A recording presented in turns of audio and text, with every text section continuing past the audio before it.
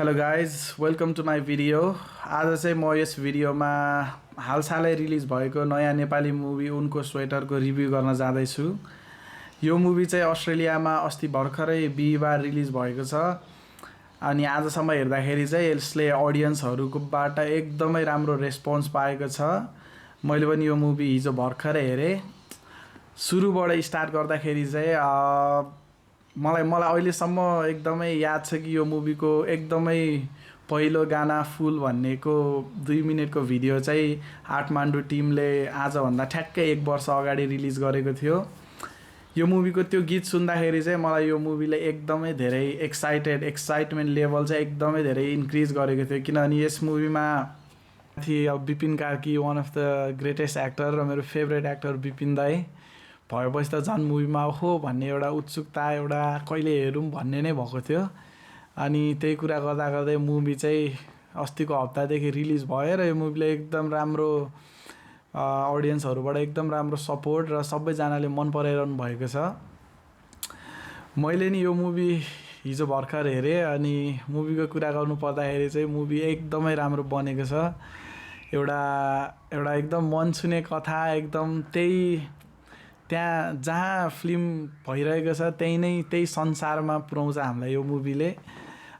स्टोरीबाट सुरु गर्दाखेरि चाहिँ यो मुभीको स्टोरी एकदम राम्रो छ। एउटा 5 थर गाउँबाट सुरु भएको स्टोरीले हामीलाई एकैछिनमा स्टोरी सुरु भएको 5 मिनटमै कनेक्ट गराइहाल्छ र ओहो भन्ने एउटा कौतूहलता, एउटा हामीलाई एक्साइटमेन्ट र त्यो क्रिएट गरिहाल्छ। ल मुभी कहाँ पुग्ला, कहाँ जाला, यो गीतहरू कहिले आउला, कहिले सुनौला यो राम्रो गीतहरू भन्ने नै हुन्छ।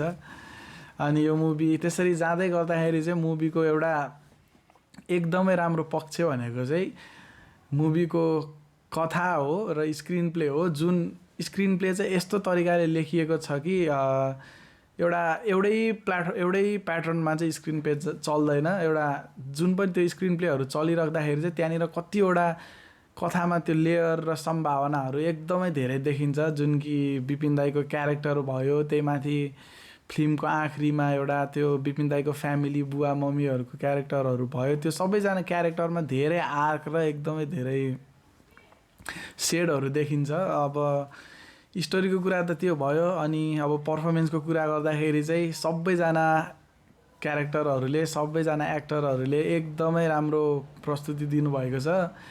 पर्सनल फेभरेट बिपिन दाईको पर्फर्मेन्स चाहिँ यो मुभीमा एकदमै वाउ लेभलको छ। एउटा एकदमै यङ केटा जो मायामा छ, जो लजाउँछ, जो तर्सिन्छ, जो डराउँछ, त्यो त्यहाँबाट सुरु भएको एउटा केटाको कथा त्यो पछि गएर एउटा मच्योर्ड म्यान भएर जुन बेलामा त्यो आफ्नो र इमोसनहरू देखाउँछ, त्यो बिपिन दाईको हि किल्ड इट क्या त्यसमा चाहिँ। अनि फिल्मको अभिनेत्री मिरुना मगरको कुरा गर्दाखेरि चाहिँ she is also equally good. त्यो क्यारेक्टर एकदमै स्विट क्यारेक्टर, एउटा एकदमै ब्याकग्राउन्ड र सेड भएको क्यारेक्टर। हामीलाई त्यो क्यारेक्टर हेर्दाखेरि पनि त्यो क्यारेक्टरको ब्याक स्टोरी अझ हेरौँ बनाउँछ मुभीमा। हेर्न चाहन्छौँ हामी, तर अलिकति लिमिटेड छ कुराहरू। अनि त्यसमाथि अरू क्यारेक्टरहरू जस्तै सुशील पोखरेल सर बिपिन कार्कीको बुवा अनि मम्मीको रोल गर्नुभएको, अनि एलेक्स जो बिपिन कार्कीको भाइ हुन्छ, अरू उहाँहरू, अनि विल्सन विक्रम राई दाई, सबैजनाको पर्फर्मेन्स एकदम राम्रो छ। एकदम ग्राउन्डेड पर्फर्मेन्स छ, जुन चाहिँ हामीले एकदम कनेक्ट गर्छौँ र जुन राम्रो पनि देख्छ स्क्रिनमा। अनि त्यस्तै गरी अर्को कुरा गर्दाखेरि यो मुभीको प्लस पोइन्ट चाहिँ यो मुभीले एउटा लभको सेरोफेरोमै रहेर चाहिँ अरू कुराहरू पनि लाइक कल्चर, ट्रेडिसन, यस्तो कुराहरूलाई पनि एक्सप्लोर गरेको छ। अनि कुनै विषयमा एउटा सुपर नेचुरल पनि पोइन्ट जस्तो छ। अनि यो कुराहरूले एकदम राम्रो कन्फ्लिक्ट गराउँछ, अलिकति रमाइलो हुन्छ। अलिकति मात्र एउटा डिसएडभान्टेज कुरा गर्दाखेरि चाहिँ यो मुभीको जुन त्यो पास्टको कहानी छ त्यो चाहिँ अलि धेरै नै स्ट्रेच छ, तर स्ट्रेचै भयो भने हेर्न एकदम रमाइलो हुन्छ, एकदमै इन्जोय गर्छौँ हामीले। तर एट द एन्डमा जुन फिल्मको 20 देखि 25 मिनट छ त्यो मुभीको that is the best part. त्यो मुभीको 20-25 मिनट चाहिँ हामीलाई यति धेरै गम्भीर र यति धेरै इन्जोय गराउँछ कि त्यो पार्टले, कि पछि मुभी सकिने बेलामा हामीलाई ओहो वाउ फिल गराएर छोड्छ।